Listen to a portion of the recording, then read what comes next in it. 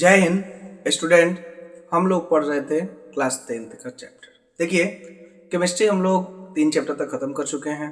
थोड़ा सा एक रिक्वायरमेंट था हमारे पास, बहुत दिन पहले रिक्वायरमेंट आया था मेरे पास प्रिंट कल्चर पढ़ाने के लिए। ठीक है, सीबीएसई बोर्ड से रिक्वायरमेंट आया था प्रिंट कल्चर के बारे में थोड़ा सा डिटेल्स में बता देने के लिए, प्रिंट कल्चर क्या होता है, ताकि हम लोग एग्जाम में लिख सके अच्छे से। ठीक है, तो आइए आज हिस्ट्री का चैप्टर लास्ट जो है सीबीएसई बोर्ड का प्रिंट कल्चर, इसको हम लोग पढ़ते हैं। ठीक है, देखिए प्रिंट कल्चर का मतलब होता है कि प्रिंट का शुरुआत कब से हुआ है। ठीक है, इसकी कहानी सुनिएगा तो शुरुआत में प्रिंट वगैरह का कोई कल्चर था नहीं, कुछ भी चीजें लिखा जाता था तो बहुत शुरुआती टाइम में जाइएगा, एनिशिएंट हिस्ट्री में जाइएगा तो एनिशिएंट हिस्ट्री में आपको दीवालों पे कुछ कुछ चीजें लिखा हुआ दिखाई देगा, आपको पत्थर पे तोड़ तोड़ करके कुछ कुछ चीजें क्या लिखा हुआ दिखाई देगा, कुछ कलाकृतियां दिखाई देगी। ठीक है, उसके बाद लोगों को जरूरत महसूस हुई तो एक टाइम आया, उस टाइम में हम लोग बोलते थे कैलीग्राफी। देखिए कैलीग्राफी क्या होता है, पहले इनवेलम वगैरह होते थे। ठीक है, ताड़ के पत्ते वगैरह होते थे, इन सब चीजों पे पहले जब पेपर नहीं बनते थे तब उस पर लिखा जाता था। ठीक है, तो हाथ से लिखे जाने वाली ये कला थी जिसको हम लोग बोलते थे कैलीग्राफी। अब देखिए, अब हाथ से लिखा जाता था तो स्टाइलिश लिखा जाता था। ठीक है, अच्छा से लिखा जाता था, एकदम सुंदर सुंदर राइटिंग बनाया जाता था, दैट इज कैलीग्राफी। फिर पेपर बना, कागज का आविष्कार हुआ। कागज का आविष्कार जब हो गया, उसका आविष्कार होने के बाद क्या हुआ, ये प्रिंटिंग कल्चर जो है कि हाथ से लिखने वाला जो कल्चर है कि कैलीग्राफी वगैरह है, कैलीग्राफी पे लोग कहाँ शिफ्ट हुए, कागज पे लिखना शुरू किए।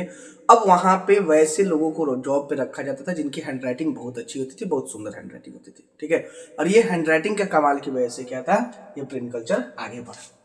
देखिए उसके बाद क्या है, हैंड प्रिंटिंग स्टार्ट हुआ। ठीक है, 594 एडी 594 ईस्वी में चाइना से बेसिकली शुरू हुआ है। ये प्रिंट कल्चर का स्टार्टिंग जो है चाइना, कोरिया और जापान, यही वाले रीजन से प्रिंट कल्चर स्टार्ट हुआ है।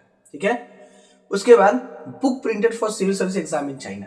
चाइना में जरूरत क्यों पड़ी, तो चाइना में सिविल सर्विसेज का एग्जाम था। देखिए उस टाइम राजशाही व्यवस्था में एक सिस्टम ये था चाइना में, ठीक है, कि वहां ये नहीं होता था कि राजा का कोई रिश्तेदार है, राजा का कोई बेटा है, राजा का कोई जान पहचान वाला है, राजा का कोई दोस्त है। ठीक है, या राजा किसी के ऊपर उपकार करके, दया करके वह क्या क्या कोई पोस्ट दे दिया उसको, बड़ा पोस्ट नहीं। उस टाइम भी जैसे आज इंडिया में सिविल सर्विसेज का एग्जाम होता है कि डीएम के लिए एग्जाम होता है, ठीक है, एसपी वगैरह बनने के लिए एग्जाम होता है। ठीक है, यानी कि यूपीएससी वगैरह जो एग्जाम रहता है, सेम उसी टाइप का सिविल सर्विसेज का एग्जाम क्या है, चाइना में भी हुआ करता था। ठीक है, तो उस जमाने में सोचिए कौन सा टाइम है, चाइना कितना डेवलप था उस जमाने में कि सिविल सर्विस का एग्जाम ले करके उस टाइम में क्या है, चुनता था लोगों को, और वो लोग क्या है फिर राजा के दरबार में काम करते थे, जो भी काम होता था। ठीक है, देखिए in 7th century the new readership preferred fictional narrative, poetry, autobiography, ठीक है, romantic plays etcetera. Fictional narrative बोलते हैं काल्पनिक कहानियां। ठीक है, मतलब कुछ कल्पना करके हम कहानी बनाते हैं कि ये परियां हुआ करती थी, किसी जमाने में कुछ ऐसी होती थी वैसे, तो ये सब चीज क्या है, ये सब काल्पनिक कहानियां। तो उस टाइम में 7th सेंचुरी में जब ये सब शुरू हुआ तो उस टाइम में कुछ फिक्शनल नैरेटिव बनते थे, काल्पनिक कहानियां वगैरह लोग प्रेफर करते थे पढ़ना। ठीक है, कुछ पोएट्री पोएट्री पढ़ना लोग प्रेफर करते थे, ऑटोबायोग्राफी प्रेफर करते थे, रोमांटिक प्लेज वगैरह प्रेफर करते थे। तो उस टाइम में ये सारी चीजें क्या है, लिखी जाती थी। ठीक है, book is only read by rich people because it is costly. हाँ, बुक जो होता था कॉस्टली होता था। अब हाथ से लिखना है तो भाई एक इंसान है, उसका लिखने का लिमिटेशन है। एक बुक एक दिन में लिखा, एक बुक कंप्लीट करने में हो सकता है महीनों लग जाए इंसान को, वो भी सुंदर राइटिंग में डिजाइन बना बना करके लिखना है, तो बुक क्या होता था, कॉस्टली होता था। तो उस टाइम जो पढ़ाकू वर्ग थे, बुक पढ़ने वाले जो लोग थे, ये अमीर लोग हुआ करते थे, गरीबों से ये बुक क्या है, बहुत दूर तक थी, पहुंच के बाहर थी।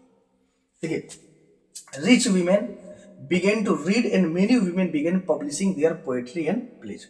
अब बहुत सारी अमीर महिलाएं थी, अमीर महिलाएं प्रीफर करती थी पोएट्री, पहले पढ़ना उड़ना, पढ़ के उनको इंटरेस्ट आना शुरू हुआ तो वो लोग अपना पोएट्री वगैरह है ये सब लिखना भी शुरू करती थी, प्लेज वगैरह लिखना भी शुरू।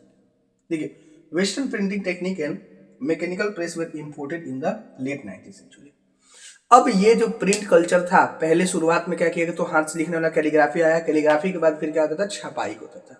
ठीक है, अब जो मैकेनिकल प्रिंटिंग है, जो आज हमारे पास प्रिंटिंग प्रेस वगैरह होता है, मशीन से चलने वाला प्रिंटिंग प्रेस, ये सब यूरोपियन लोग, वेस्टर्न, सोचिए कितना दिमाग है उनके पास, कितना सोचने वाले लोग, वो लोग आए चाइना, चाइना से प्रिंटिंग टेक्नोलॉजी लेके गए अपने देश में, अपने देश में उसको डेवलप किए, और डेवलप करने के बाद वो लोग फिर ला करके पूरी दुनिया में दिए हैं मैकेनिकल प्रिंटिंग।